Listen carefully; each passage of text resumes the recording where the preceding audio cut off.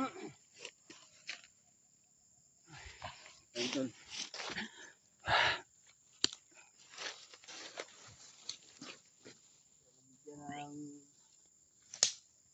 Bigyan na ng maayos na libingan yung pagkamatay ni JR mga tol. Mga tol, nilibing na namin. Kahit masakit man sa amin tol, pero nawala siya sa amin. Kaya ang Panginoon ang bahala sa kanya tol. Nilibing na namin mga tol. Masakit man sa amin tol, pero may mga pangarap din siya muling noong nabuhay pa siya tol. May mga pangarap pa siya na pinahayag niya sa amin tol. Na gusto siya magbagong buhay. Gusto niya na mabigyan ng magandang buhay yung kanyang lola. Magandang buhay yung kanyang lola mga tol. Kaya gusto niyang magbago mga tol kasi gusto niya din na palagi namin kinukumbinsi tol dahil mabait. May puso naman siya tol na maging tawarin mo kami sa aming mga nagawa. Kung nasaktan ka man namin, sana napatawad mo kami. Sobrang sakit talaga na nawala ka sa amin. Alam ko naman na mabait ka, Brad JR. Sobrang bait po si Brad JR mga tol. So, ito yung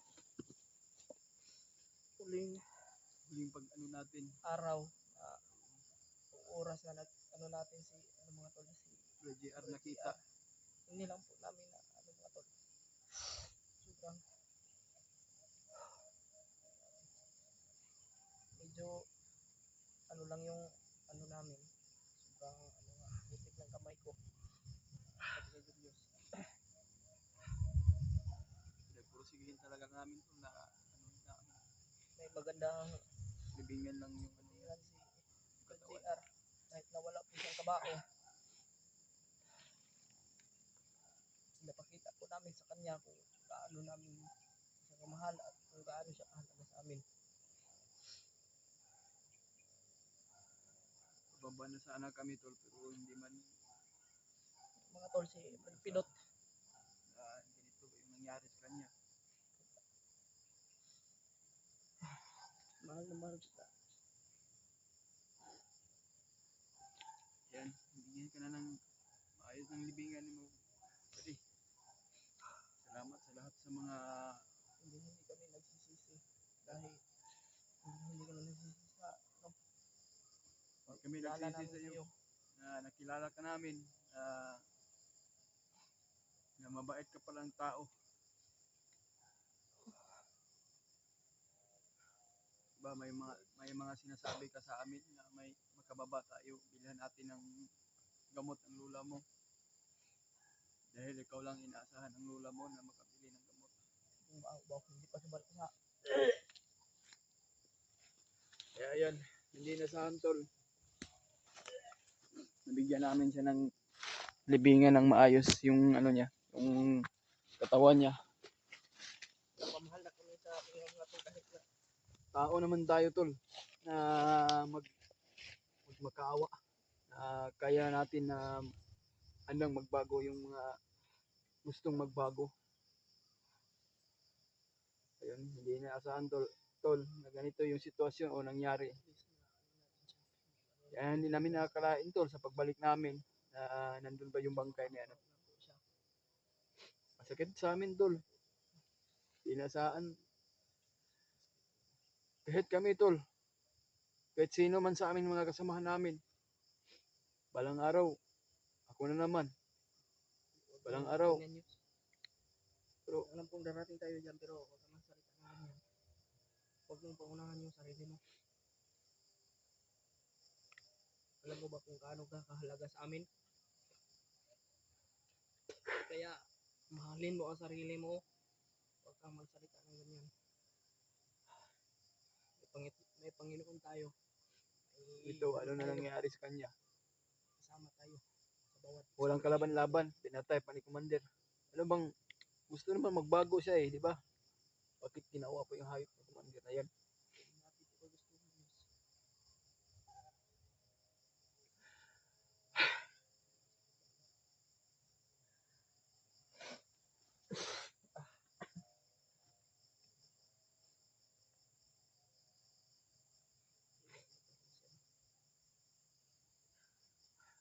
sigurado talaga ako mag-alala talaga yung lula niya. Sana sa makababa tayo tol, mahanap natin yung lula niya para madalaw yung puntod niya. Hindi din pwedeng lumalo dito si Lola kasi Kung sakaling gustuhin niya, alam niyo ba na gaano kahirap yung pinagdaanan natin o pinagdaanan sa kanyang apo niya na pinaghirapan talaga na ganun na pumasok sa ganitong trabaho. Yun pala ay dito pala siya parang wala nakatayos. sayang. May pagkakataon na sana.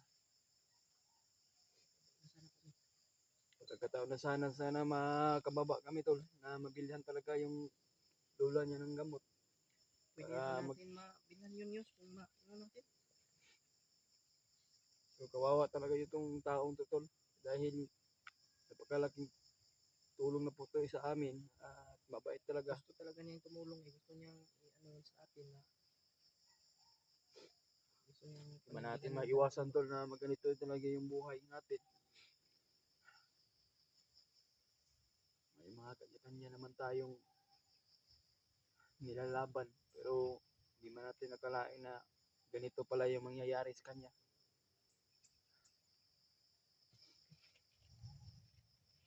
Kaya Panginoon ang bahala sa kanya tol.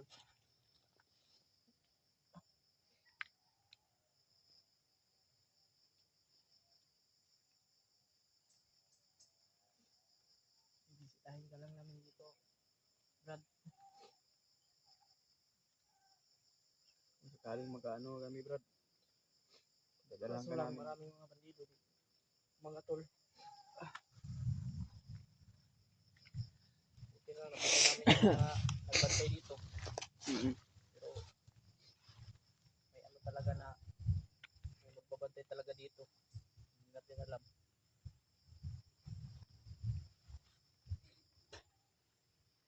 Ito Iiwan ka na muna namin dito. ayan, iiwan muna namin brad. Ay lalakad po kami at hanap po kami ng Maglalakbay at para malipas yung mga kasama namin. kaibigan natin na si Pilot. Brad, samahan mo po kami sa aming paglalakbay. Panginoon ang bahala sa iyo brad. Kung ano man yung nagawang kasalanan mo, sana mapatawad ka ng Panginoon Diyos. Pero huli na ang pagsisisi brad. Naiyak talaga ako tol. Alam niyo naman na mabait yung tao. Walang kalaban-laban, pinatay pa nila.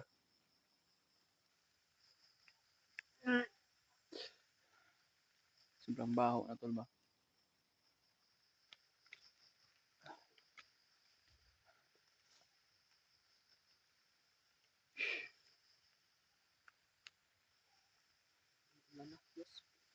Okay, tayo na. Tayo na. Tara. Tayo. Dito tayo. Oo na tol.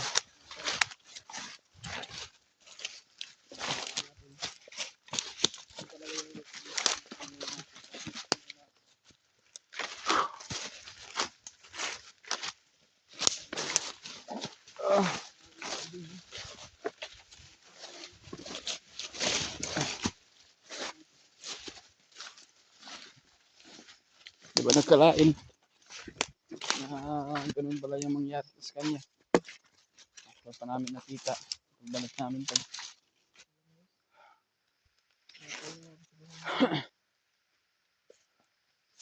Talaga ako din sa Pedro GR ba?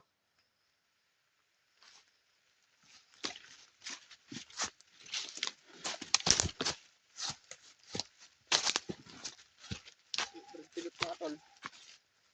Sana niligtas pa natin siya. Pwede po kami.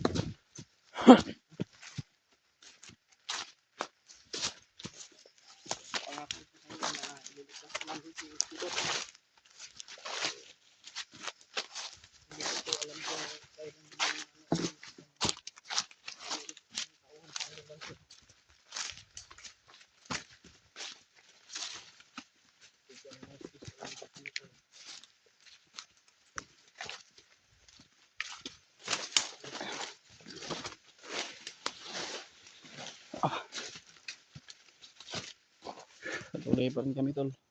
Kahit umulan man ng malakas ito.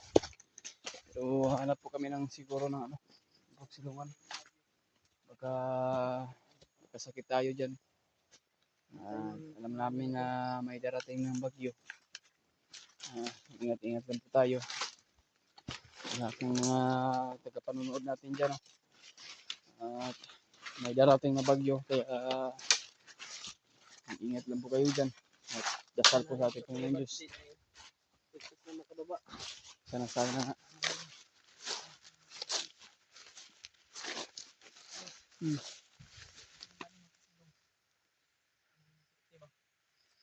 Hanap ito, mapasilingan eh.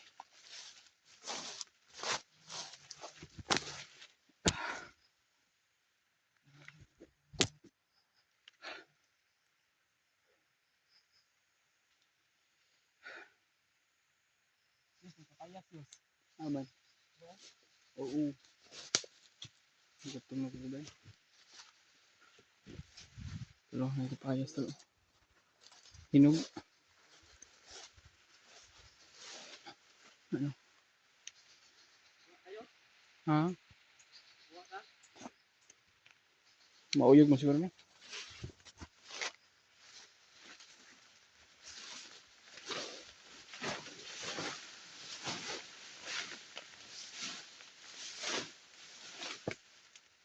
Hindi man makatkat ito, Jay. Makatkat. Sige na lang. Gawa na lang ng paraan sa inyo. Gawa tayo ng kapagsilungan. Ito tayo dito.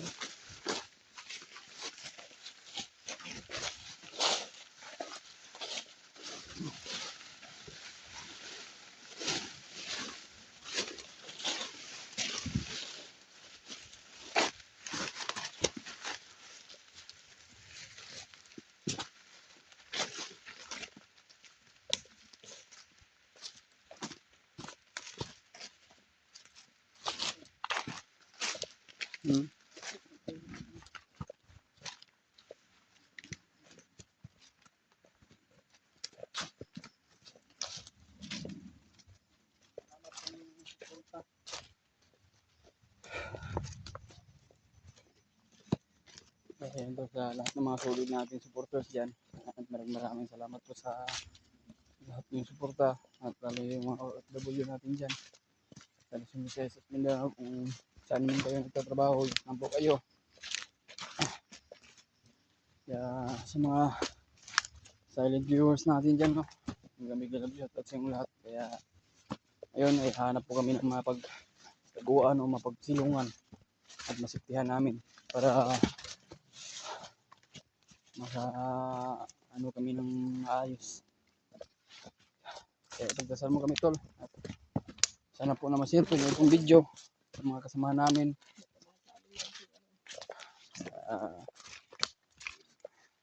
Kung ano man po yung oras ng patuloy nito. Maraming salamat talaga sa inyong lahat tol.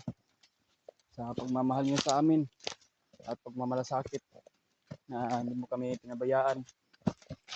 At alam ko naman po tol na nag-alala kayo sa bawat mission namin at bawat lakad. Mahal na mahal po kayo namin tol. Sa lahat ng manonood na itong video.